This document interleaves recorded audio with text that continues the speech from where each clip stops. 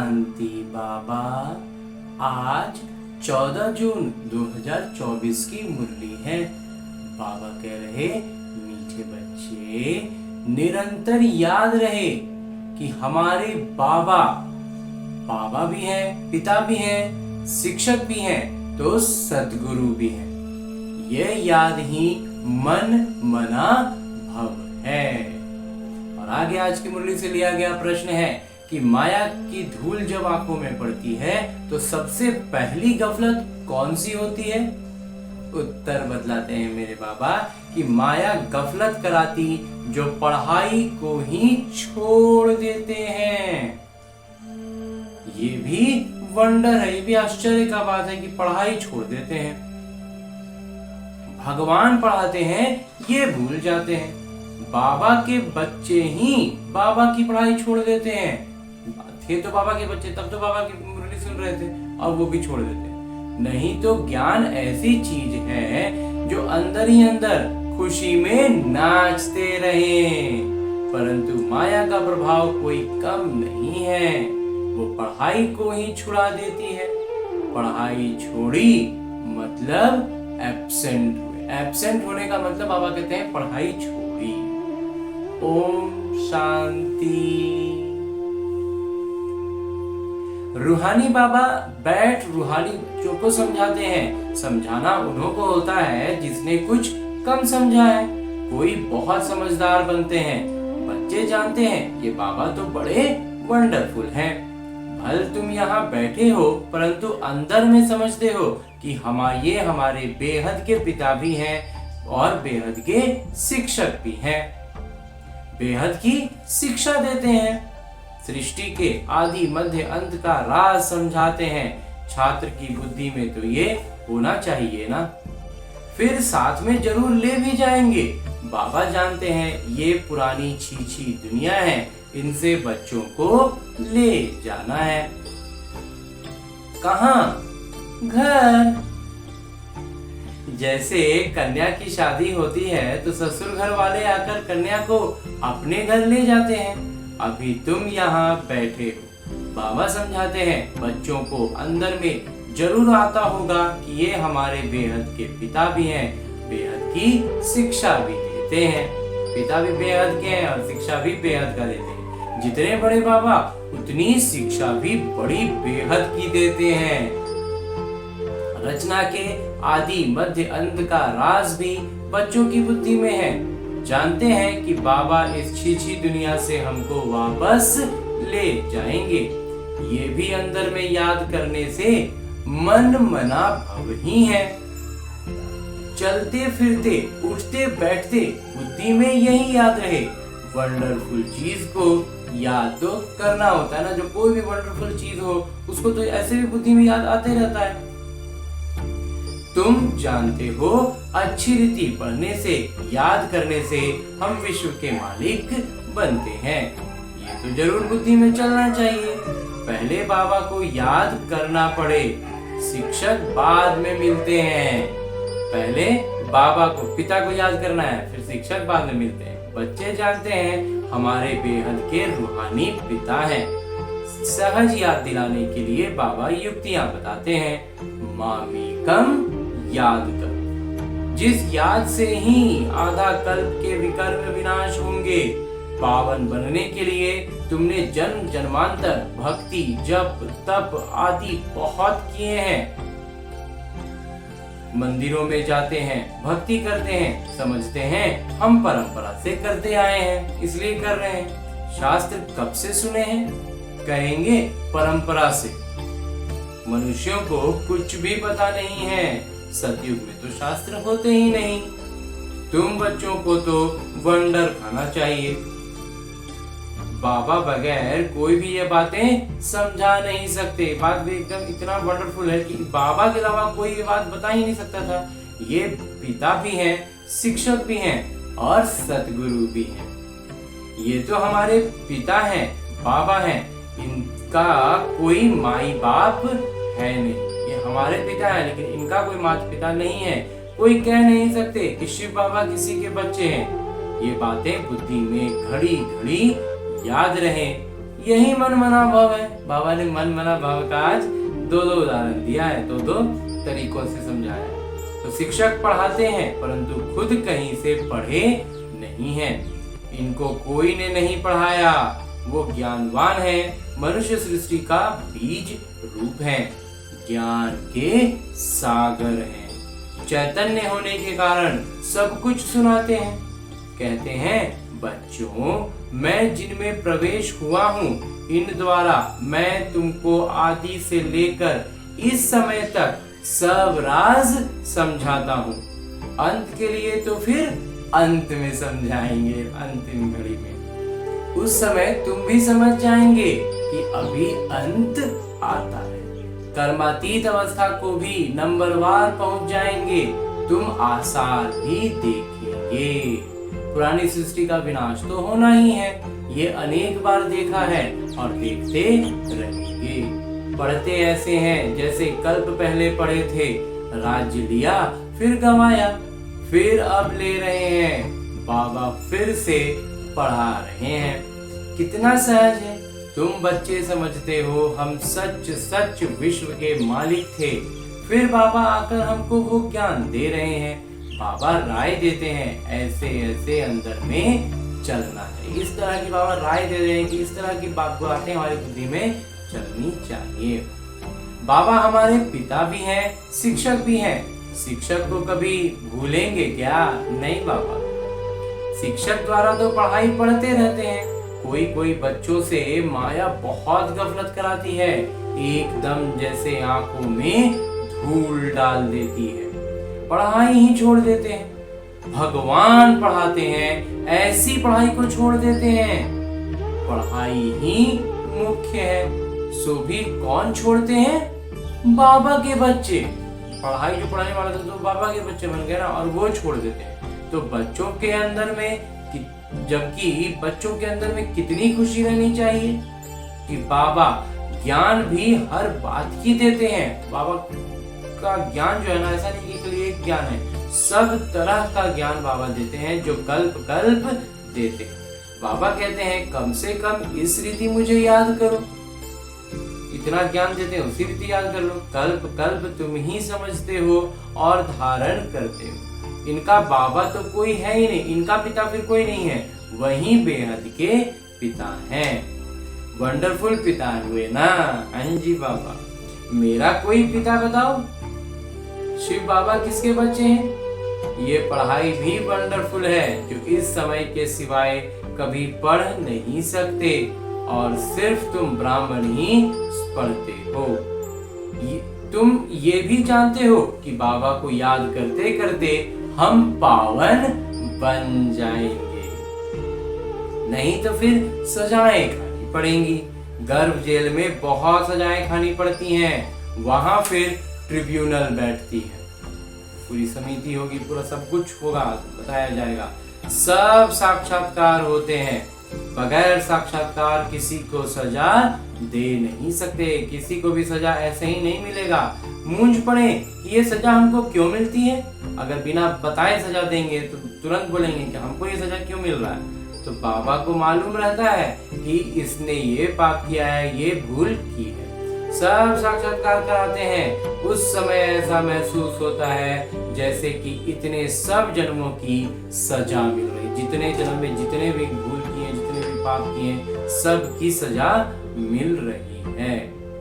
ये जैसे सब जन्मों की इज्जत गई।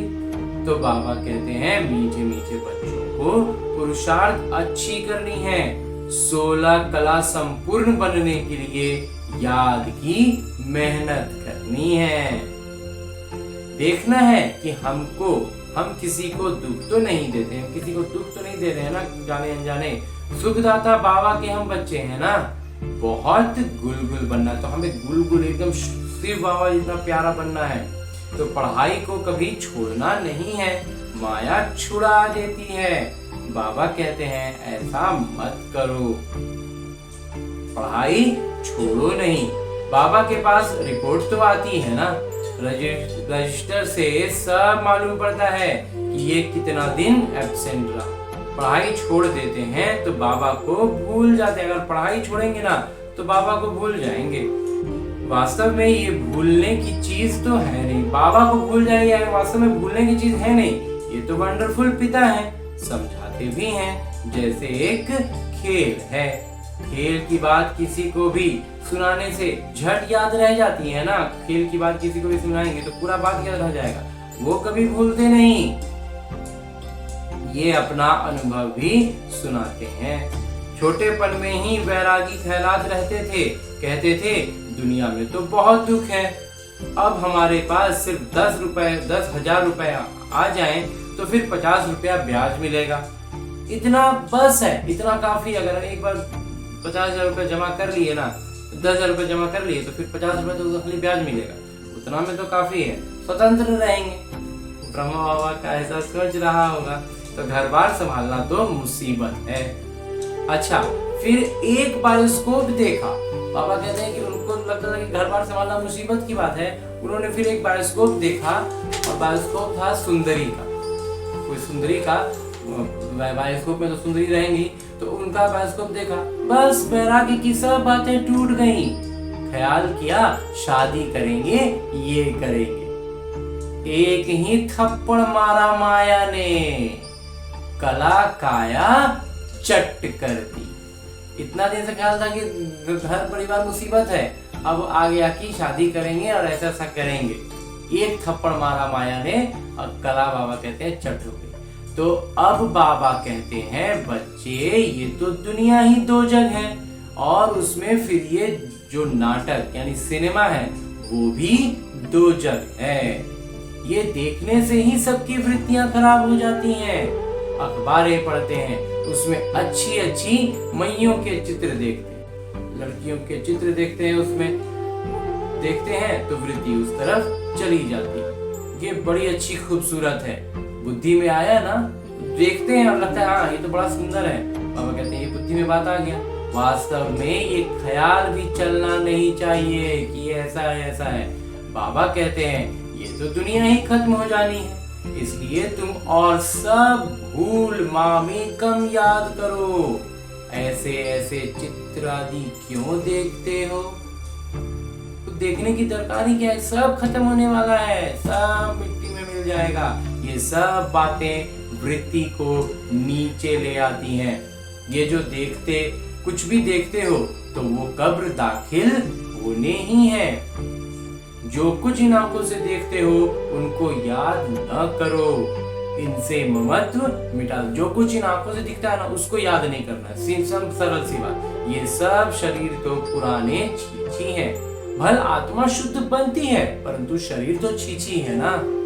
इस तरफ ध्यान क्या देना है, एक बाबा को ही देखना है। बाबा कहते हैं मीठे मीठे बच्चों, मंजिल बहुत ऊंची है। विश्व का मालिक बनने के लिए दूसरा कोई तो ट्राई भी ना कर सके, और कोई जो ज्ञान सुना नहीं, बाबा का परिचय लिया नहीं, वो देवी देवता बनने का, विश्व का मालिक बनने के बारे में तो सोच भी नहीं सकता, उसके बारे में कोशिश भी नहीं कर सकता। कोई की बुद्धि में आ ना सके। माया का प्रभाव कोई कम नहीं है। विज्ञान वालों की कितनी बुद्धि चलती है, तुम्हारी फिर है शांति। सब चाहते भी हैं कि हम मुक्ति पावे, तुम्हारी फिर परम उद्देश्य है जीवन मुक्ति। वो चाहते हैं कि मुक्ति आए, बाबा कहते हैं हमारा परम उद्देश्य है जीवन मुक्ति। ये भी बाबा ने समझाया है। गुरु आदि कोई ऐसी ज्ञान दे नहीं सकते, कोई भी गुरु ये ज्ञान नहीं दे सकता। तुम्हें गृहस्थ में रह पवित्र बनना, ये राजा ही लेना, पवित्र रहना गृहस्थ में रहते हुए और राजा ही लेना है। भक्ति में बहुत समय बर्बाद किया है, अभी समझते हो हमने कितनी भूलें की हैं। भूल करते करते बेसमझ बिल्कुल ही पत्थर बुद्धि बन पड़े हैं। अंदर में आता है ये तो बड़ी वंडरफुल ज्ञान है, जिससे हम क्या से क्या बन रहे हैं। पत्थर बुद्धि से पारस बुद्धि, तो खुशी का पारा भी चढ़ता है कि हमारे बाबा बेहद के बाबा हैं। बाबा जो है वो ऐसा वैसा नहीं है, बहुत ऊंचे बाबा हैं। तो उनका कोई पिता नहीं, वो शिक्षक हैं, उनका कोई शिक्षक नहीं। कहेंगे कहाँ से सीखा, वंडर खाएंगे ना। बहुत लोग समझते हैं ये तो कोई गुरु से सीखे, तो गुरु के और भी शिष्य होंगे ना, सिर्फ एक ही शिष्य था क्या? गुरुओं के शिष्य तो ढेर होते हैं। आगा खा के देखो कितने शिष्य हैं। गुरुओं के लिए कितना अंदर में रहता है, उनको हीरो में वजन करते हैं। हीरा से एक तरफ तुलादान जो बोलते हैं ना, उसमें हीरा से उनका वजन करते हैं। तुम ऐसे सदगुरु को किसमें वजन कराएंगे? जो लौकिक में गुरु बनाते हैं उनको हीरो में तोलते हैं। बाबा कहते हैं कि ये जो सदगुरु है इनको किसमें वजन कराएंगे? ये तो बहुत बेहद के सदगुरु हैं। इनका वजन कितना है? एक हीरा भी नहीं डाल सको इनके सामने। कुछ भी, किसी का कोई मोल ही नहीं रह जाता है ना। ऐसी ऐसी बातें तुम बच्चों को विचार करनी, ये तो महीन बात हुई। भले ये तो सब कहते रहते हैं कि हे ईश्वर, परंतु ये थोड़ी समझते हैं कि वो पिता, शिक्षक, गुरु भी हैं। पिता भी है, शिक्षक भी है, गुरु भी है, तीनों है। ये तो साधारण रीति से बैठे रहते हैं। ये ऊपर संदली पर भी इसलिए बैठते हैं कि मुखड़ा देख सके। संदली थोड़ा सा ऊंचा बना के रखा जाता है, उस पर बाबा बैठते थे। तो बोलते हैं कि उतना भी ऊंचाई सिर्फ इसलिए ताकि सामने सबका मुखड़ा दिखे। बच्चों पर प्यार तो रहता है ना। इन मददगार बच्चों बगैर स्थापना थोड़ी ही करेंगे। ज्यादा मदद करने वाले बच्चों को जरूर ज्यादा प्यार करेंगे। जो बच्चे ज्यादा मदद करेंगे ना, बाबा कहते हैं उनको हम ज्यादा प्यार करते हैं। ज्यादा कमाने वाला बच्चा अच्छा होगा तो जरूर ऊंच से ऊंच पद लेगा, उस पर प्यार भी ज्यादा जाता है। बच्चों को देख देख हर्षित होते हैं, आत्मा बहुत खुश होती है। कल्प कल्प बच्चों को देख खुश होता हूँ। कल्प कल्प बच्चे ही मददगार बनते हैं, बहुत प्यारे लगते हैं। कल्प कल्पांतर का प्यार जुट जाता है।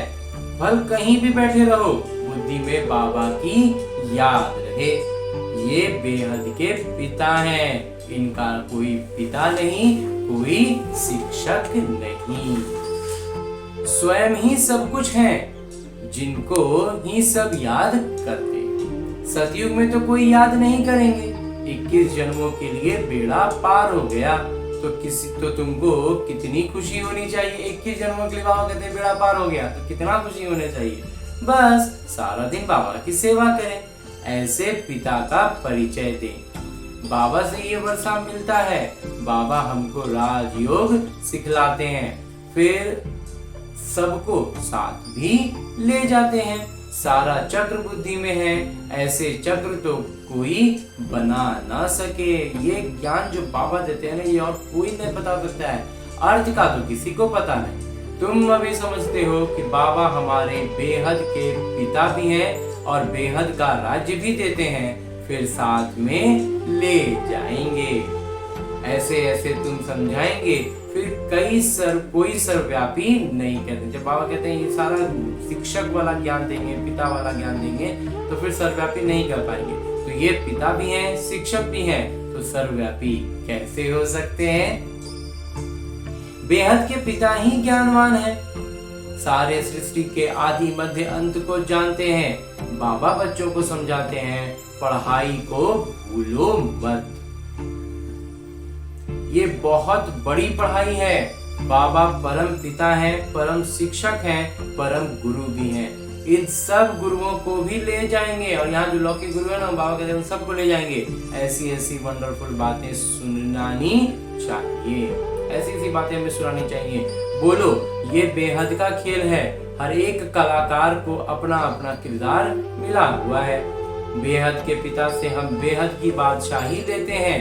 हम ही विश्व के मालिक थे। वैकुंठ होकर गया, फिर जरूर होगा।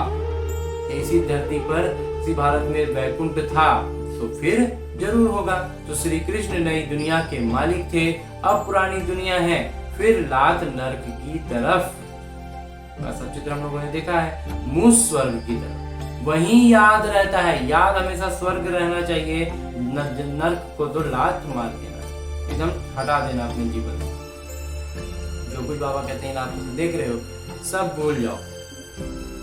ऐसा याद करते करते अंतमति सोगति हो जाएगी। और ये अभ्यास की चीज है, अभ्यास रहेगी तो अंतमति, अंत का जो समय होगा वो उसमें सदगति हो जाएगी। कितनी अच्छी अच्छी बातें हैं जिनका सिमरण करना चाहिए। अच्छा, मीठे मीठे सिकिलते बच्चों प्रति माता पिता बाबा का याद प्यार और आशीर्वाद। रूहानी बाबा की रूहानी बच्चों को नमस्ते। हम रूहानी बच्चों की ओर से रूहानी माता पिता को याद प्यार और प्रणाम। धन्यवाद बाबा, धन्यवाद। मुरली के लिए भी धन्यवाद और इस अनूठे अलौकिक ब्राह्मण जीवन के लिए भी बहुत बहुत बहुत धन्यवाद बाबा, बहुत धन्यवाद। आगे आज की मुरली से लिया गया वो प्रमुख बिंदु है जिन्हें हमें अपने ब्राह्मण जीवन में धारण करने हैं। उनमें सबसे पहला प्रमुख बिंदु है कि इन आंखों से जो कुछ दिखाई देता है उनसे ममत्व मिटाना है। एक पिता को ही देखना है। वृत्ति को शुद्ध बनाने के लिए इन छीछी शरीरों को की तरफ जरा भी ध्यान न जाए।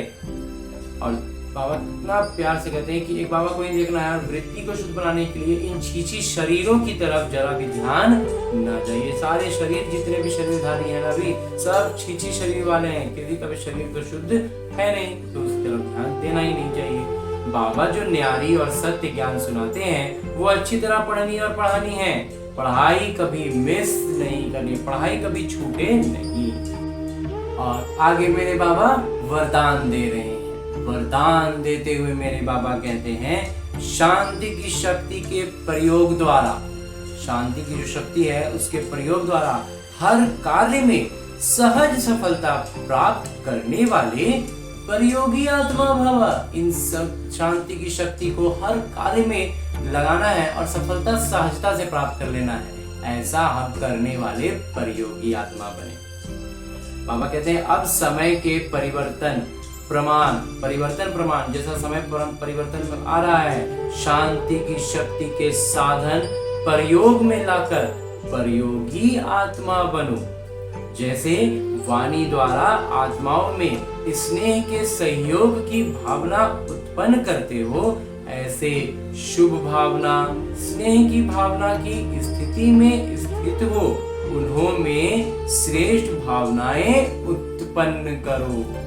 अब कहते हैं किसी को जैसे बोल के समझाते हैं ना, वैसे हमें भावनाएं उनके भीतर जगा देनी है। अपनी सिर्फ भावना से, अपने शुभ संकल्पों से, शुभ भावना से स्नेह की भावना की स्थिति में स्थित हो, उन्हों में श्रेष्ठ भावनाएं उत्पन्न करो, उनके भीतर श्रेष्ठ भावना उत्पन्न हो जाए, इतनी हमारी स्थिति श्रेष्ठ हो। तो जैसे दीपक को जगा देता है, ऐसे आपकी शक्तिशाली शुभ भावना औरों में सर्वश्रेष्ठ भावना उत्पन्न करा देगी। बाबा ये कहते हैं ये होगा। तो इस शक्ति से स्थूल कार्य में भी बहुत सहज सफलता प्राप्त कर सकते हो, सिर्फ प्रयोग करके देखो। बाबा कहते हैं इस शक्ति, शांति की शक्ति है ना, ये स्थूल का कार्य में बहुत सहजता से सफलता प्राप्त कराएगा, और इसके लिए बस प्रयोग करके देख लो, एकदम आसानी से होगा। अंजी बाबा। आगे स्लोगन है, मुरली का उपदेश है कि सर्व का प्यारा बनना है तो खिले हुए रूहानी गुलाब बनो, मुरझाओ नहीं। अंजी बाबा मुरझाएंगे नहीं। और आज की मुरली के बाद मेरे बाबा अव्यक्त इशारे दे रहे हैं कि कर्म करते हुए बार बार ध्यान दो कि बाबा की याद और सेवा में तत्पर हैं। सदा ये याद रखो कि हर कर्मेंद्रियों द्वारा बाबा की याद की स्मृति दिलाने की सेवा करनी है। हर संकल्प द्वारा विश्व कल्याण का अर्थात लाइट हाउस का कर्तव्य करना है। हर क्षण की शक्तिशाली वृत्ति द्वारा चारों ओर शक्तिशाली प्रकंपन फैलाना है।